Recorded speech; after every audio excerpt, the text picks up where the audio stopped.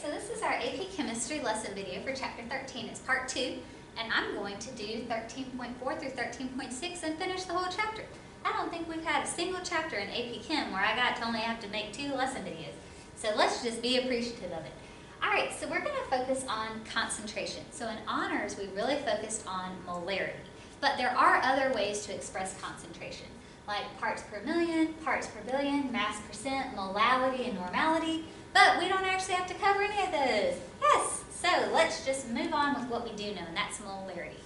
So mole fraction, as we've already discussed before, is the moles of the specific component you're focusing on over the total moles of the solution or the mixture. Molarity, as we already learned from honors, is moles of solute per liters of solution. And yes, you have to have moles, you have to have liters. So if they give you grams or milliliters, you need to convert.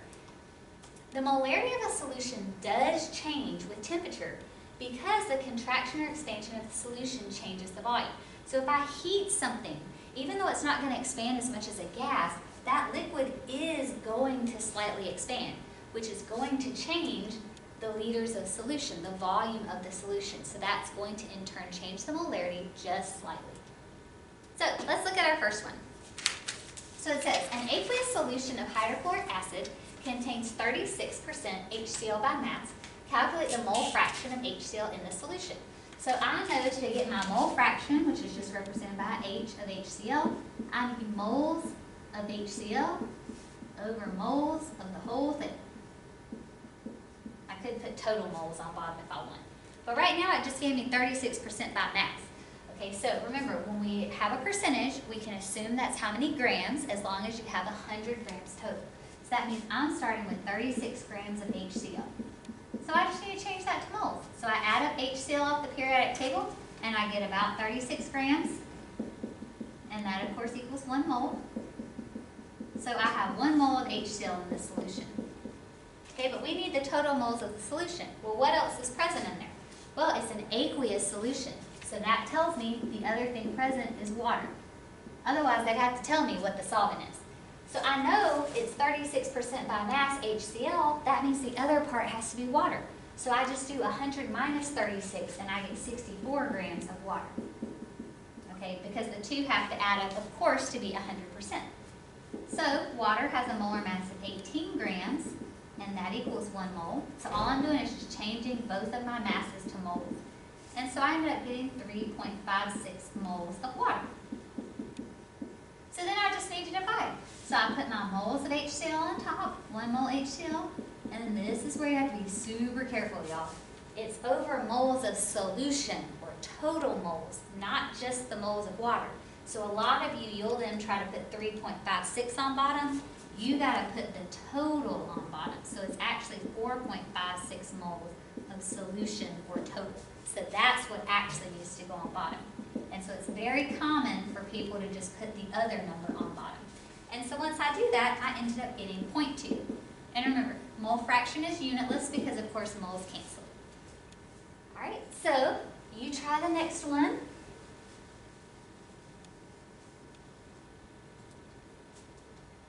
I'll assume you paused it, tried it, and we'll look at it together.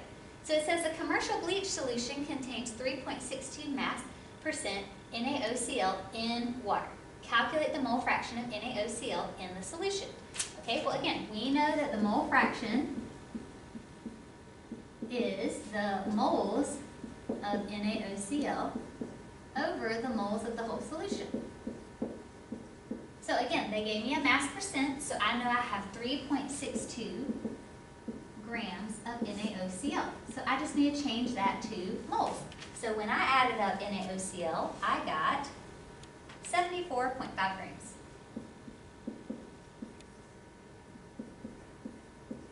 And that, of course, equals 1 mole. And so once I divided, I got 0.049 moles of NaOCl. Well, the other part of the solution is water. It told me it's NaOCl in water. So I just did 100 minus 3.62, and so for my water, I got 96.38 grams of water. But of course, I need to change that to moles. So I know the molar mass of water is 18 grams, and that is 1 mole, because remember, molar mass always equals 1 mole. It's grams per mole. All right, so once I divided, I got 5.35 moles of H2O. Alright, so now I have moles of my solute, moles of my solvent, so I'm ready to go. So I put my 0.049 moles on top. But remember, I don't just put this number on bottom, I combine them together. Okay, so once I combine them together, I got 399 moles. That's what I'm going to put on bottom. And so once I divide, my moles cancel, and I ended up getting 0.009. Because remember, mole fraction is uniless because those moles cancel. So hopefully you got that one right. I think these are pretty easy, so hopefully you agree. You just got to make sure you have moles, and then like I said, don't forget that that bottom number is total moles, not just moles of solvent. That's a common mistake that I've seen. Alright, so section 13.5 is on colligative properties. Colligative properties are properties of a solvent that change when the solute particles are added. Colligative properties are only based on the number of solute particles, not the identity. So it doesn't matter what you add, it just matters how much. But you do have to remember, ionic compounds will break apart. So like if you add salt to water, you're not just getting NaCl, you're getting Na positive and Cl negative. So you have to be careful of that. Whereas molecular compounds don't split into ions like that. So the vapor pressure of a substance lowers when solute particles are added because the solvent particles are attracted to the solute. So here you can see how many have evaporated and formed vapor pressure, but once we add new solute particles, the solvent's attracted to it. So notice less of them evaporate, that lowers the vapor pressure. Oh, my clicker, there we go. Did I miss one? Okay. The boiling point of a solvent elevates when solute particles are added because the solvent particles are attracted to the solute particles. So when you're boiling it, let's say this is water. Once you hit 100, those water molecules, they start boiling. They all start becoming a gas. But if you have solute particles, they're attracted to the solute particles. They don't want to leave them become a gas. So we have to heat it higher to force them to become a gas, to break them away from those solute particles. And then of course, freezing point of a solvent depresses or lowers when solute particles are added because the solvent particles are attracted to the solute particles.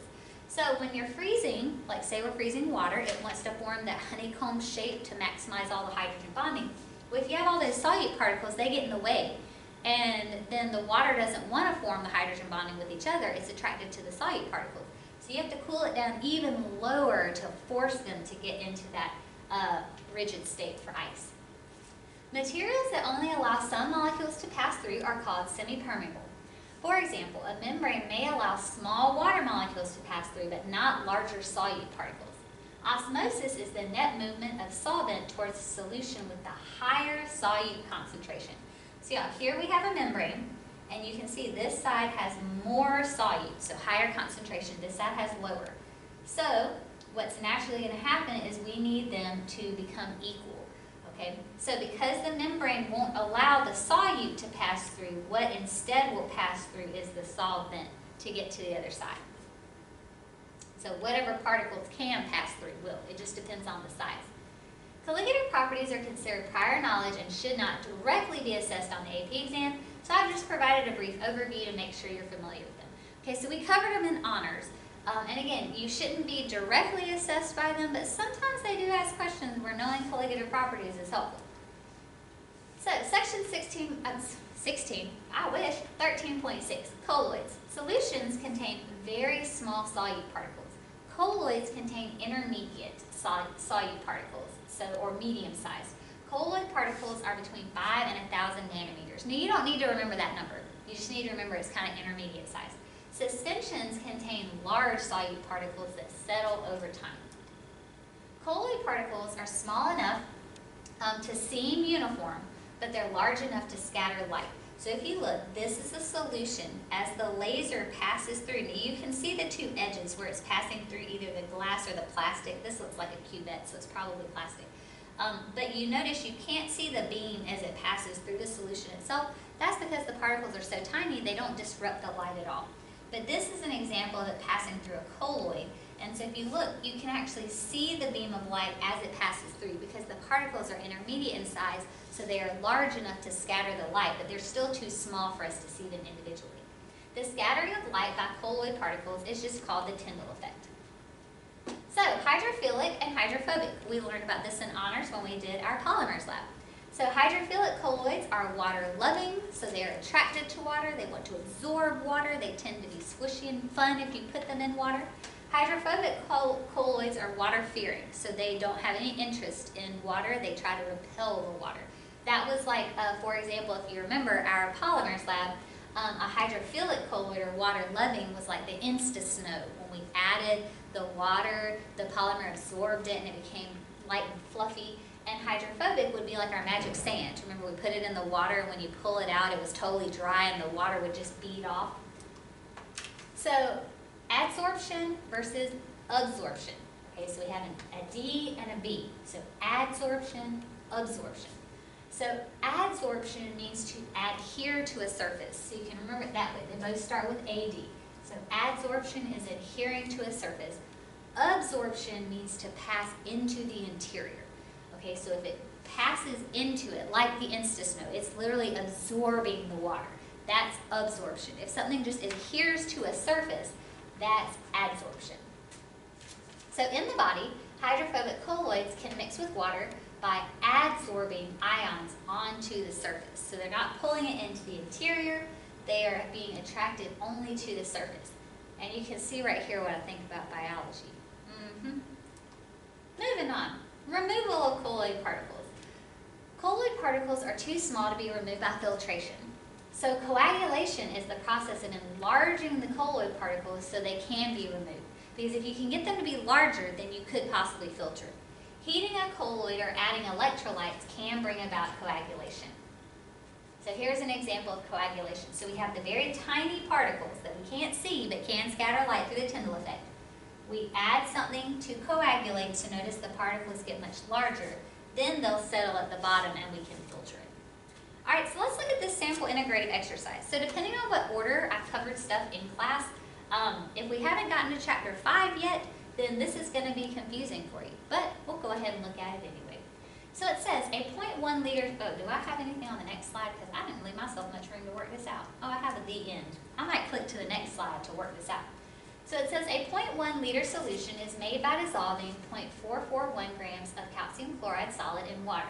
The enthalpy of solution for calcium chloride is negative 81.3 kilojoules per mole. So that means it's going to release that much heat. It's exothermic. The final temperature of the solution is 27 degrees Celsius. What was the initial temperature? Assume the density of the solution is 1 gram per milliliter. Its specific heat is 4.18 joules per grams Kelvin or degrees Celsius, and that the solution loses no heat to its surroundings. All right, so let me click to the next slide real quick just so I have room to work it out. All right, so we know we're using Q equals MC delta T. And we're trying to solve for delta T because what they told me was they gave me the final temperature is 27. What we're looking for is the initial temperature, or T1. All right, so if I rearrange this, delta T equals Q over MC. All right, so it gave me C. Whoops. It gave me C. If you look, it's this 4.18, the same as the specific heat of water. It gave me a delta H of kilojoules per mole, so I'm going to have to get that just to joules to plug in for heat. And it didn't give me the mass of the whole solution. Notice it gave me the mass of this, but it did give me the volume of the solution, and it gave me the density of the solution. So I can get mass from that. Okay, so let's just start with that. Let me figure out my mass first. Okay, so it told me we had 0.1 liters of our solution, and then it told me that it has a density of 1 gram per milliliter. So the first thing I would do is change my liters to milliliters. Okay, so 1 liter is 1,000 milliliters, or of course you could just move your decimal. And then it told me it has a density of 1 gram per milliliter, like that. So I end up getting 100 grams. All right, so I'm okay to plug that in for my mass right here. All right, now let's focus on that Q value. The Q value might be the hardest one to get. All right, so we know our mass of CaCl2 and we know our delta H in kilojoules per mole. But if I'm going to plug in for Q, I need joules because, of course, my specific heat is 4.18 joules per grams Kelvin. All right, so I start with what I know, and that is that I have 0.441 grams of CaCl2. So first thing I need to do is get that to moles. So when I add up CaCl2, I get about 110 grams per mole. Then I can use that negative 81.3 kilojoules per mole. That'll get me to kilojoules, but if I want to plug in for Q, I need to get all the way to joules. So 1 kilojoule is 1,000 joules, or of course you can just move your decimal. So once I did all that, I got negative 325.94 joules. Now, the thing that if we haven't done chapter 5 yet, we'll learn is this is what is released by the solute. So when we're plugging in Q for the solution, the sign actually changes to 325.94, but it's positive. Okay, and that is what is absorbed by the water. Alright, so you have to keep in mind that we haven't probably done chapter 5 yet, because usually I do it with thermodynamics. So again, this may be confusing and you might want to skip this part of the video if we haven't covered it yet. So now I have a Q, I have an M, and it gave me C in the problem, so I'm ready to plug in. So my delta T is my Q, which we decided was 325.94 joules, over my mass, which we decided was 100 grams, times my specific heat, which is 4.18 joules per grams. Remember, I always change the Kelvin to degrees Celsius. It doesn't matter. You can leave it as Kelvin if you want to. It makes no difference. And so then our grams cancel, our joules cancel, and so I got 0.78 for my delta T.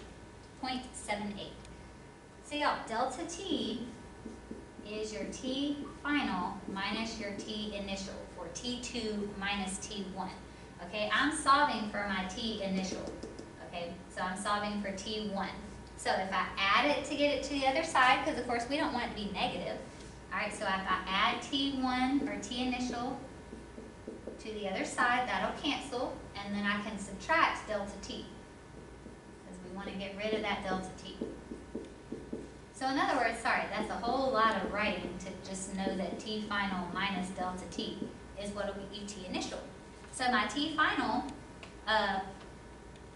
they told me was 27 degrees Celsius minus my delta T, which we calculated was 0.78 degrees Celsius. Ooh, sorry, I didn't even put a unit there. What in the world? Okay, I canceled out my joules and grams and then never wrote degrees Celsius. Alright, so 27 minus 0.78 degrees Celsius gives me about 26.22 degrees Celsius. Just like that. So again, if for some reason we haven't covered chapter 5 yet in AP Chem, then you would not need to know this yet. We'll get to it when we do chapter 5. It's just some years I cover it in order, and some years I wait until thermodynamics to cover it. Alright, so again though, this chapter 13, most of this stuff should be reviewed from Honors Chem again. Now, after chapter 13, unfortunately, if you haven't noticed, throughout lots of the videos between chapters 1 and 13, I've been telling you, hey, this is a review from Honors. Hey, this is a review from Honors. Well, once we jump into chapter 14, almost everything from here on out is going to be brand new. Okay, so I really, really, really need you to focus once we hit chapter 14.